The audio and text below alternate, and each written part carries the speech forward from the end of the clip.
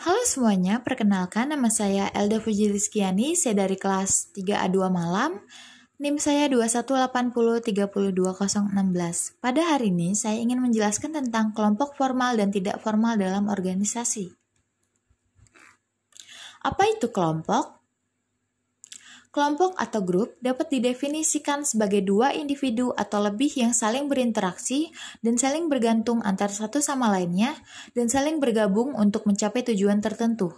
Ciri-ciri kelompok diantaranya adalah saling berinteraksinya anggota kelompok sehingga tindakan seseorang akan mempengaruhi oleh orang lain dan meyakini adanya kemungkinan untuk bekerja sama dalam mencapai tujuan yang telah ditetapkan.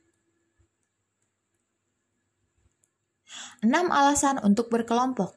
Yang pertama, keamanan atau security. Seseorang yang bergabung dalam kelompok merasa lebih aman karena tidak sendirian dalam menghadapi masalah ataupun ancaman.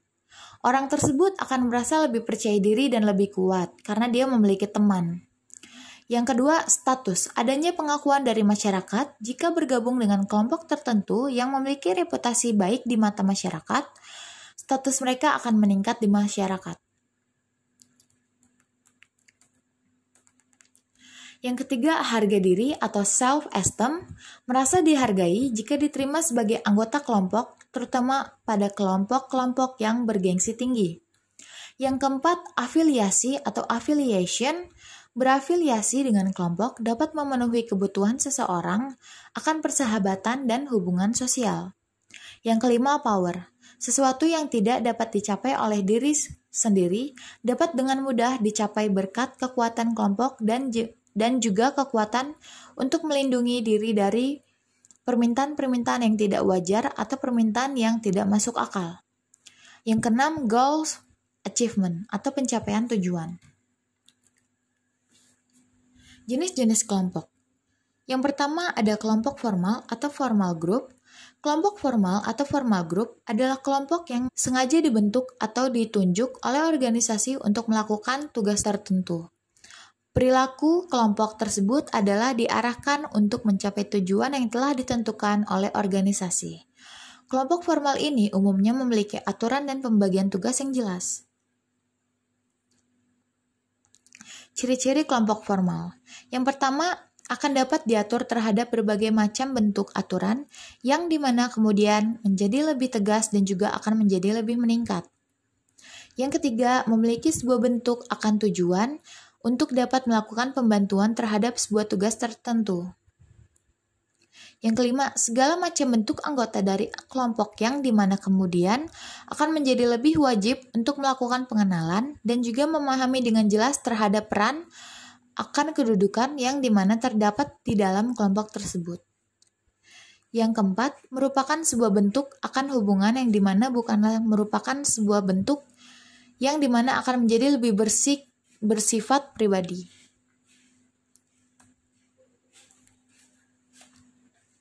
Kelompok formal ini dapat dibagi menjadi dua jenis, yaitu kelompok komando atau command group, yaitu kelompok formal yang terdiri dari individu-individu dalam organisasi dengan garis komando jelas seperti bawahan yang harus melapor ke atasannya. Kelompok komando ini biasanya ditentukan dalam bagian organisasi. Yang kedua, kelompok tugas atau task group, yaitu kelompok formal yang dibentuk untuk menyelesaikan tugas tertentu. Individu-individu yang bergabung ke dalam kelompok tugas adalah mereka yang dapat bekerja sama dalam menyelesaikan tugas diarahkan oleh organisasi. Contoh kelompok tugas adalah perusahaan manufacturing, adalah bentuk kelompok gugus kendali mutu atau quality control circle yang bertugas untuk menangani masalah-masalah kualitas. Contoh kelompok formal yaitu Palang Merah Indonesia, PBSI atau Persatuan Bulu Tangkis Seluruh Indonesia, SOBSI atau Sentral Organisasi Buruh Seluruh Indonesia, SPI atau Serikat Petani Indonesia, organisasi mahasiswa, organisasi kepemerintahan, dan perusahaan yang memiliki AD atau ART.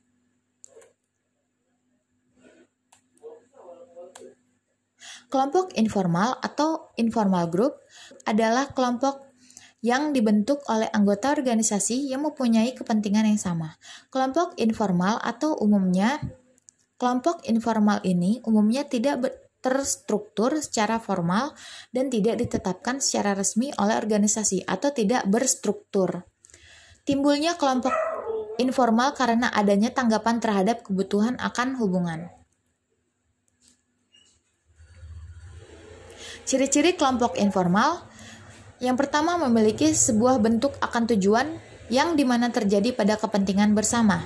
Yang kedua, merupakan sebuah bentuk dari kelompok yang dimana terjadi secara tidak resmi. Yang ketiga, memiliki sebuah bentuk hal yang dimana tidaklah dibentuk dengan sebuah struktur organisasi.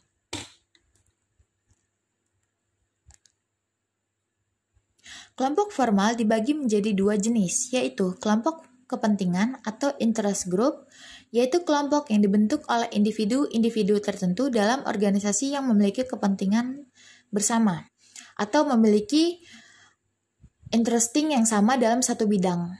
Biasanya itu akan membentuk sebuah kelompok, yaitu kelompok kepentingan.